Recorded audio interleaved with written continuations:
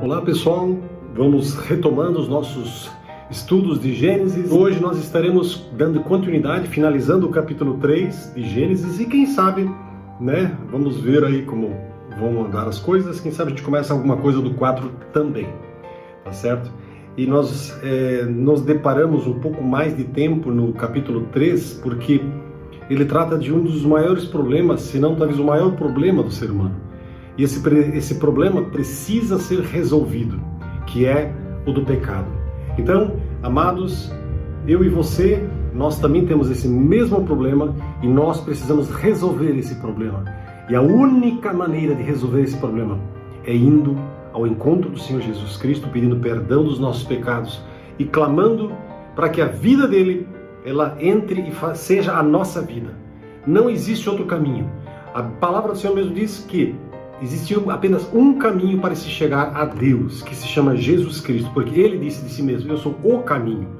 Ele nunca colocou assim, eu sou um caminho, eu sou uma verdade, eu sou uma vida. Não, ele nunca fez isso. O artigo que o grego utiliza lá no livro de João, ele é bem específico e ele é singular. Então, meus amados, nós precisamos nos acertar com o Senhor Jesus Cristo, com Deus, através do Senhor Jesus Cristo. Então vamos dar seguimento aí ao nosso momento, Gênesis 3, e eu convido vocês para que possamos abrir a palavra, e ver o que está escrito ali, e nós vamos ver algumas das consequências também do pecado, e naturalmente nós vamos dar seguimento aí, tá bom, amados? Mas antes, vamos ter um momento de falar com o nosso Deus, tá bom, gente? Pai querido, muito obrigado porque nós podemos chegar à Tua presença para clamar e pedir, para que Tu mesmo, Senhor, venhas e fales ao nosso coração. Nós não queremos depender de nós mesmos, nós não queremos depender da nossa interpretação da palavra, não, jamais, Senhor. Que a nossa interpretação seja aquela que Tu venhas a colocar no nosso coração, na nossa alma, na nossa vida. Ó Deus, não permita que a gente divague por ideias que não são as Tuas, Pai, mas que a gente apenas e tão somente fique na palavra, na Tua palavra. E nós cremos, Pai, que a Tua palavra é soberana, que ela é o que é. Tu és o que é, Senhor. Tu mesmo dizes de Ti mesmo, eu sou o que sou. Então, meu Deus, nós nos achegamos a Ti, clamamos e pedimos, vem e fala aos nossos corações. Tira, Senhor, de nós toda a ideia errada que nós temos da Tua própria palavra. Porque Tu sabes muito bem, Deus, que este mundo e as pessoas que estão à nossa volta, elas querem nos fazer entender e compreender de uma outra maneira que não é a Tua, Senhor. E nós sabemos também de onde procede isso. Isso tem uma procedência para nos levar para longe de Ti, Senhor. Não, Pai, nós não queremos isso, nós queremos chegar perto de Ti. Abençoe esse momento por isso, eu clamo e peço, em nome do Senhor Jesus. Amém e amém. Então, amados, capítulo 3, nós tínhamos parado no versículo 19, então vamos dar continuidade a partir do versículo 20. E lá no versículo 20, diz assim, e chamou Adão o nome da sua mulher, Eva, porque ela era a mãe de todos os viventes. E fez o Senhor Deus a Adão e a sua mulher túnicas de peles e os vestiu. Aqui diz que o Senhor fez, Fez o Senhor Deus, tanto para Adão como para sua mulher. Alguns teólogos fazem interpretações equivocadas, achando que o homem matou um animal e ali ofereceu um sacrifício, Entre aspas, vamos assim dizer. Nós já vamos falar um pouquinho sobre isso. Aliás, até já falamos, Então, versículo 22. Então, disse o Senhor Deus, eis que o homem é como um de nós, sabendo o bem e o mal. Ora, pois, para que não estenda a sua mão e tome também da árvore da vida e coma e viva eternamente, o Senhor Deus, pois, o lançou fora do jardim do Éden para lavrar a terra de que fora tomado. E havendo lançado fora o homem, pôs querubins ao oriente do jardim do Éden e uma espada inflamada, ou algumas traduções falam flamejante, que andava ao redor para guardar o caminho da árvore da vida. Então aqui nós temos uma palavra muito interessante. Nós vimos também já algumas das consequências do pecado, na última meditação que nós fizemos, né, do capítulo de Gênesis 3, e aqui nós temos mais algumas. Vamos dar uma olhadinha só em alguns detalhes aqui. Adão chama o nome da sua mulher de Eva. Eva significa vida, ou seja, vida, viver vida. Ela é considerada a mãe de todos os seres viventes, né? Aqui também vai uma outra ideia um pouquinho equivocada, e nós vamos entender isso também mais adiante. Por que é tão difícil para nós crermos que ela é mãe de todos os seres viventes? Por que eu digo isso? Porque tem teólogos que dizem que, não, Eva e Adão foram os primeiros seres criados por Deus, né? Quem sabe Deus tenha criado outros e povoou a terra ali a partir deles. Isso não está escrito na palavra. Pelo contrário, a Bíblia diz que ela é mãe de todos os viventes. Isso quer dizer o quê? Que dela procedem todos os viventes. Então nós não devemos jamais procurar na palavra algo que ela não diz, tá certo? Então o que nós percebemos também aqui é que apesar de a morte ter entrado na terra, Deus ele tem um plano de salvação. Na verdade, tudo isso já estava pronto, arquitetado. Deus nunca é pego de surpresa. Ele sabia exatamente o que iria acontecer. Então ele já sabia o que precisaria ser feito para resgatar a vida do ser humano. E ele faz isso, né? Porque a vida deve continuar, ainda que essa sentença de morte tenha sido declarada, como a gente viu lá no versículo 19, e ao pó tornarás, ou em pó te tornarás. Quer dizer, se antes o homem não estava programado para morrer, né, o homem e a mulher, agora eles estão programados sim para morrer. Adiante então, diz a palavra que o Senhor, né, ele lançou fora, versículo do capítulo, versículos 22 até o 24, a parte inicial. Ali nós temos algumas coisas interessantes. O Senhor, ele não poderia permitir que esse homem e essa mulher, os rebeldes aqui, eles tivessem acesso a uma árvore chamada árvore da vida. Interessante que, né, que a Bíblia fala de algumas árvores, de duas árvores, a bem da verdade. Lá em Gênesis 2, capítulo 2, verso 9, vocês verão, podem conferir depois, que nós temos duas árvores, fala das duas árvores, a árvore do conhecimento do bem e do mal e a árvore da vida, tá certo? E aqui no capítulo 3, verso 22, ele fala da árvore da vida. Essa árvore da vida vai aparecer de novo lá em Apocalipse capítulo 22, o verso de número 2, né?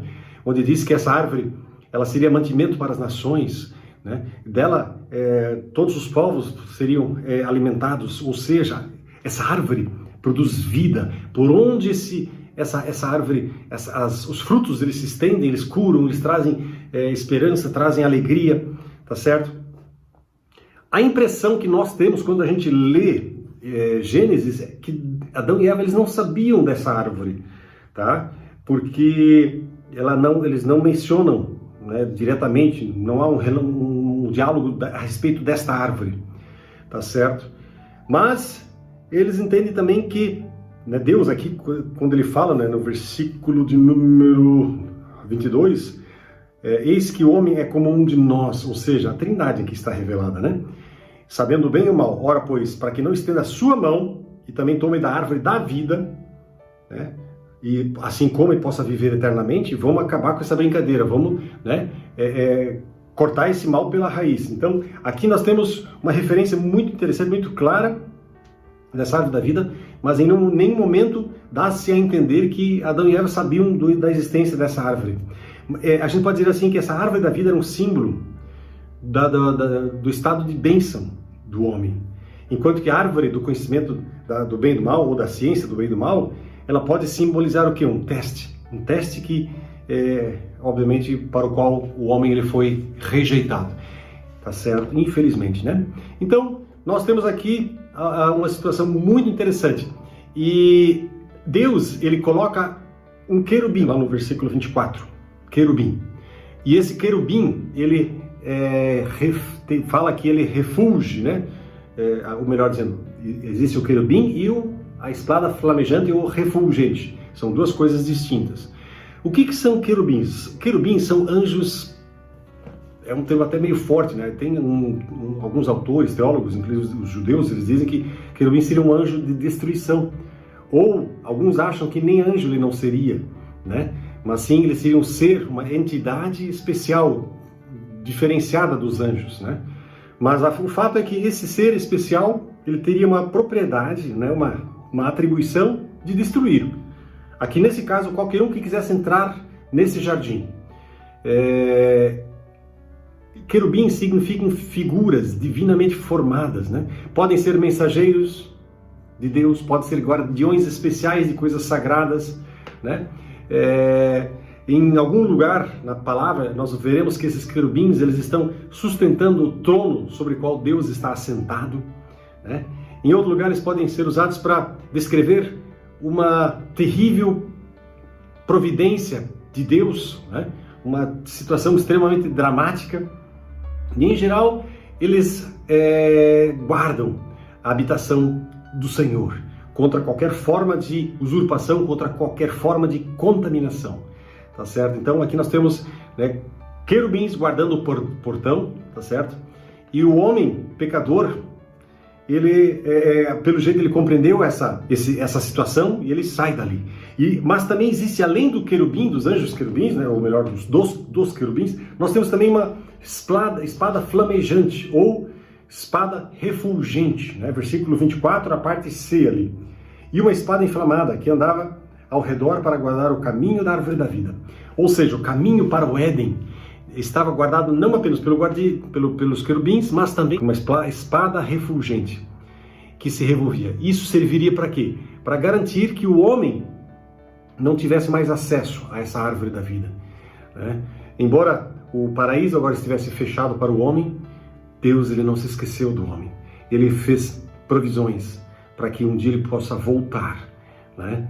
E algo interessante também sobre essa árvore é que não há um registro, nem da árvore, nem da espada, né? Não há um registro na palavra de que isso tenha sido removido da terra. Ou seja, pode ser que em algum lugar isso esteja, nós não sabemos, nós não compreendemos. Por quê? Porque nosso Deus é grande demais. E as coisas que Ele faz, nós não conseguimos compreender. Mas não existe nenhum relato dizendo que esse lugar, o paraíso, por exemplo, tenha sido retirado da terra. Pelo contrário, apenas diz que estão sendo guardados, né, por seres especiais que o Senhor mesmo nomeou. Então, meus amados, aqui nós temos esse finalizar desse capítulo 3, e nós vamos dar uma pequena olhadinha já no capítulo 4. No capítulo 4, alguns versos iniciais, ele diz o seguinte, tá? E capítulo 4, vamos dar uma lidinha nele então, alguns versículos apenas. E conheceu Adão a Eva, sua mulher, e ela concebeu e teve Caim, e disse, alcancei do Senhor um varão. Versículo 2, e teve mais um irmão, o seu irmão, Abel. E Abel foi pastor de ovelhas, e Caim foi lavrador da terra. E aconteceu, ao cabo de dias, que Caim trouxe do fruto da terra uma oferta ao Senhor. E Abel também trouxe dos primogênitos das suas ovelhas e da sua gordura, e atentou o Senhor para Abel e para a sua oferta, né? Mas para Caim e para a sua oferta não atentou. E irou-se Caim fortemente e descaiu-lhe o seu semblante. Vamos dar uma paradinha aqui. Vamos dar uma olhadinha rapidamente em algumas coisas que são muito importantes. Caim no hebraico significa adquirir ou obter, né? Como ela mesma diz, eu obtive Caim, ganhei um varão do Senhor. Então, Caim significa obter, adquirir. E aí nós temos até o verdadeiro significado de uma palavra, né? Veio do árabe. No árabe, a gente não sabe se foi uma corruptela gramatical, mas no árabe o Caim significaria lanceiro ou ferreiro, né? Enfim, Eva se encheu de alegria com o nascimento do seu primeiro filho, Caim, seu primogênito. Em seguida, no versículo 2, nós vemos o nascimento de Abel. Abel vem do hebraico, que quer dizer um hálito fugaz, ou um vapor, tá? A gente não sabe exatamente por que isso, né? Mas existe uma palavra muito parecida também numa outra língua, né? Que significa apenas filho.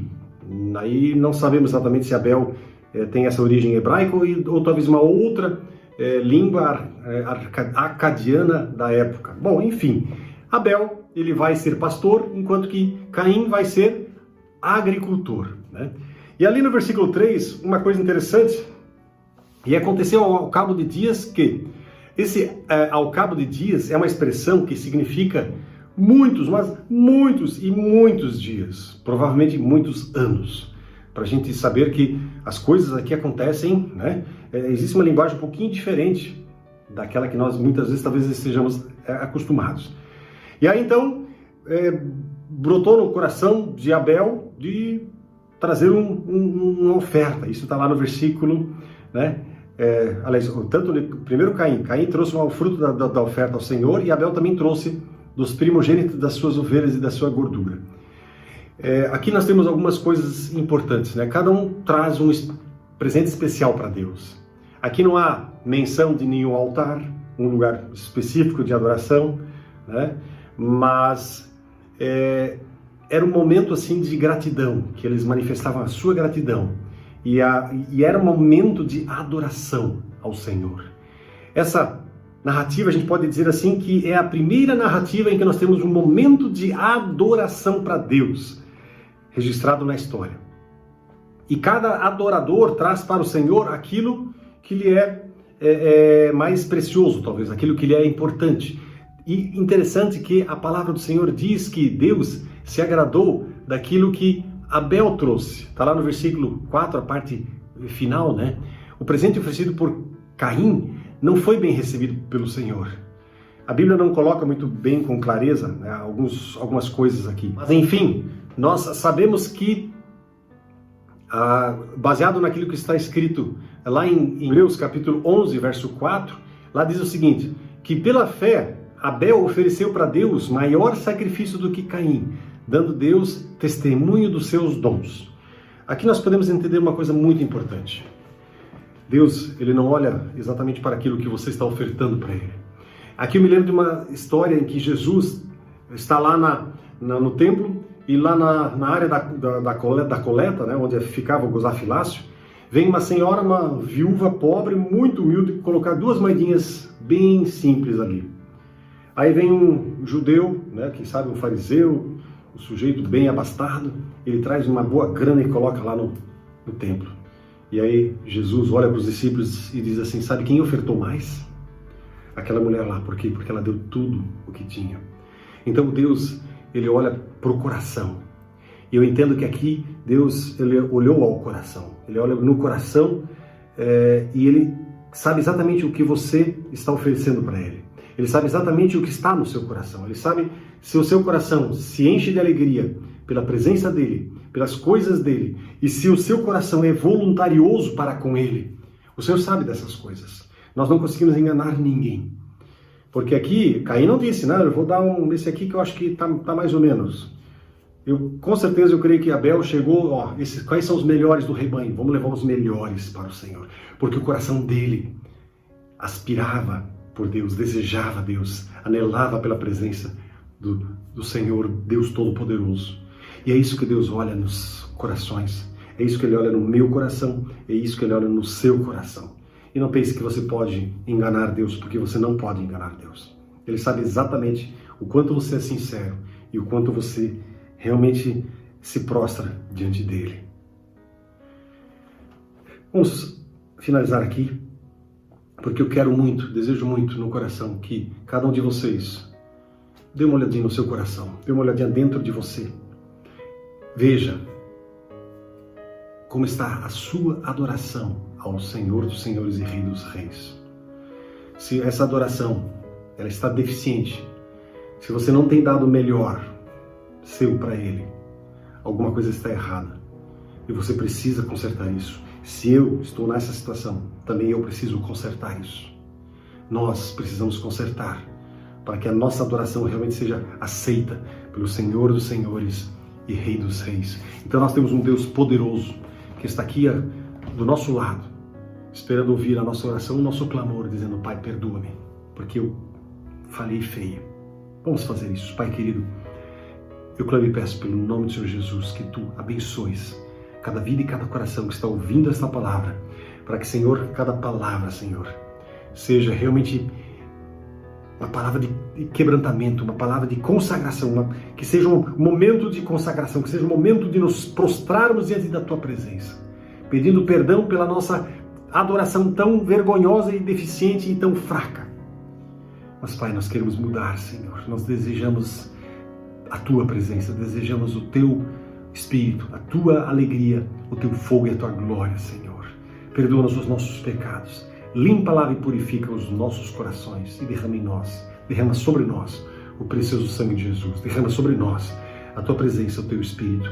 Nós clamamos e pedimos em nome do Senhor Jesus. Amém e amém. Que Deus abençoe vocês em o nome do Senhor Jesus.